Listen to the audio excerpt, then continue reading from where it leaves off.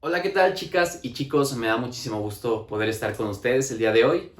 Bienvenidos a un episodio más. Estamos hablando acerca de el primer libro de Reyes, del capítulo 18 al capítulo 19.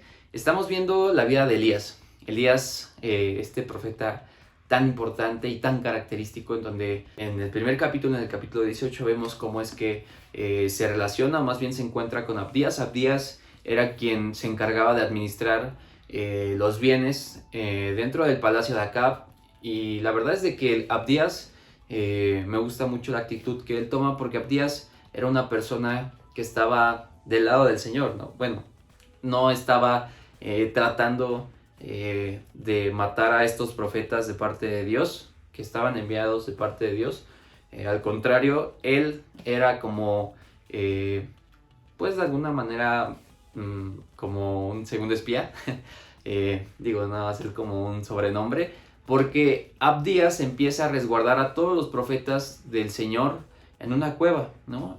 A pesar de esta masacre que ha habido, hay sobrevivientes, y en esta parte vemos que Abdías puede resguardar a los profetas, les da de comer, les da de beber. Entonces en esta parte Abdías tomó también un papel importante, porque obviamente se preocupa, porque él está del lado del Señor, ¿vale? Entonces en esta parte, aún a pesar de que sus reyes o a las personas a las que él servía estaban buscando totalmente lo contrario, Abdías dentro de esto pone como prioridad al Señor, y obviamente con el riesgo de que en algún momento ellos se enteren, pero primero está para él el Señor, ¿vale? Entonces, un ejemplo muy padre de parte de Abdías, ¿no? Se encuentra Elías, le dice que le diga a su amo, o sea, a Acab, que está ahí, ¿no? O sea, que se va a enfrentar a ellos, ¿no? Bueno, no lo dice así textualmente, pero sí es una manera muy firme de decir que él está ahí para lo que viene, ¿no?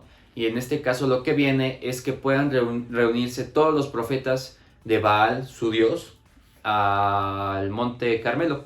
Entonces se reúnen todos ahí, le preguntan que si él había sido él el que había causado todo lo que estaba pasando en Israel. Y digo, ¿no? En esta parte obviamente Elías estaba haciendo algo diferente, ¿no? Y vemos a Dios pues glorificándose dentro de la vida de Elías, ¿vale? Entonces vemos todo el tema del holocausto, vemos cómo es que el fuego desciende del cielo cuando Elías así lo requiere, y de parte de los profetas no pasa. Ponen esa condición que si cualquiera de los dos clama a su Dios, en este caso estamos hablando del Señor, el único Dios viviente, sí, y su Dios Baal, si cae fuego del cielo, si así lo piden, iban a reconocer que solamente hay un Dios, ¿no? Entonces en esta parte los profetas de Baal lo piden, hacen piruetas, hacen de todo para que el fuego descienda del cielo, y jamás pasa. En el momento en el que Elías lo hace, sí pasa, y justamente en ese lapso Elías decide, tanto de la autoridad que el Señor le había dado en ese momento en el que el fuego descendió del cielo, eh, y obviamente el sentimiento de poder imponer. Elías empieza a destruir a todos los profetas de Baal, ¿no? Unos reconocieron que de verdad el Señor era el único Dios viviente, pero Elías empieza a destruir a todos los profetas, ¿no? En esta parte vemos una autoridad bastante fuerte dentro de la vida de Elías. Pero en el siguiente capítulo vemos algo totalmente diferente. En el momento en el que Jezabel se entera de esto, Elías huye, ¿no? Aún a pesar de todo lo que había pasado, aún a pesar de que Elías ya tenía la autoridad de poder, pues de alguna manera enfrentarse a Jezabel, Elías huye, ¿no? Le da miedo. Y empieza un pasaje bastante, muy padre, porque en lo personal es algo que eh, caracteriza mucho la manera en la que Dios se manifiesta en nuestras vidas hoy en día, ¿no? En ese momento estamos hablando de fuego que descendía del cielo, ¿no? Y hoy en este momento estamos hablando de un Dios que habla de una manera humilde, de una manera tranquila, de una manera que solamente se manifiesta en un corazón dispuesto. Entonces en esta parte vemos cómo es que Elías se esconde, el Señor le demanda comer porque iba a emprender un viaje largo, le dice que se encuentran en un punto en específico porque ahí iba a estar el Señor. Entonces en esta parte vemos que aun a pesar de que Elías había tomado la decisión de huir, aun a pesar de que el Señor ya le había dado la victoria dentro de destruir a los Baales, a los profetas de Baal, pues dentro de todo esto el Señor también los sigue estando con él, ¿no? Aún a pesar de la decisión que tomó, ¿no? Entonces,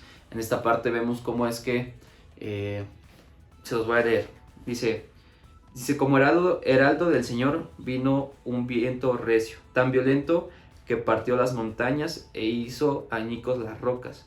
Al viento lo siguió un terremoto, pero el Señor tampoco estaba en el terremoto.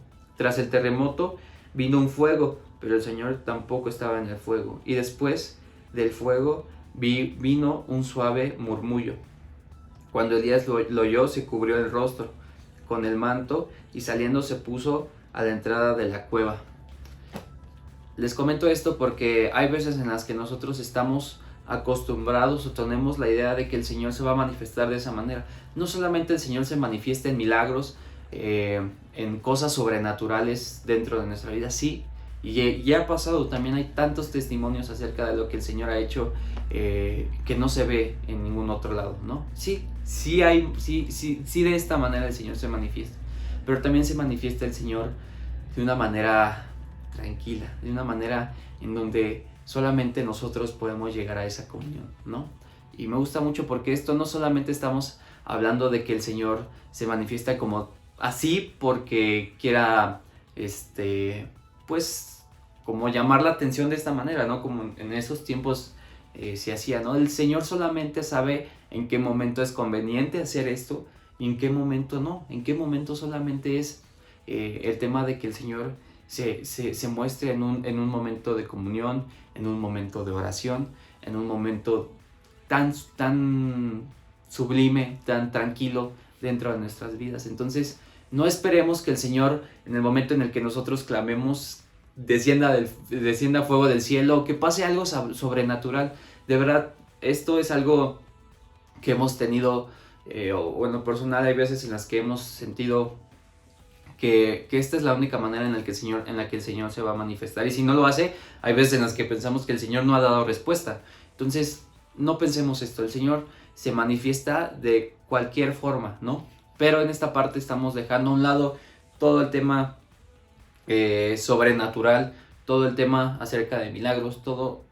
Les digo, esto es algo importante, pero esto también es importante, el poder entender que el Señor no solamente de esa manera se manifiesta, ¿vale?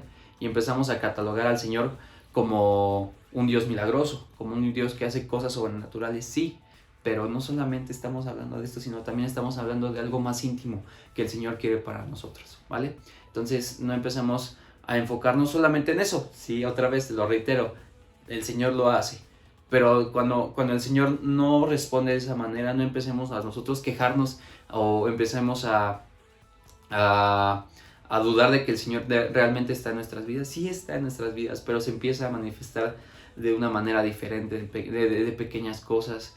Les digo, esto me gusta aún más de todas estas cosas porque es algo más íntimo, es algo más tranquilo, es algo en lo que el Señor se especializa, ¿vale? Entonces, empecemos a ver cómo es que el Señor empieza a manifestarse de esta manera en nuestras vidas, ¿vale?